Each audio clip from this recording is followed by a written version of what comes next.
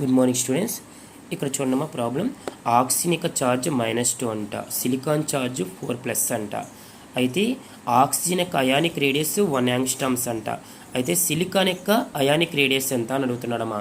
అయితే చూడమ్మా, ఆక్సిజన్ దగ్గర ఎన్ని ఉన్నాయి? ఆక్సిజన్ అటామిక్ నెంబర్ 8, ఇక్కడ 2 ఉన్నాయి, -2 అంటే 2 తీసుకున్నట్లు, 8 + 2 10.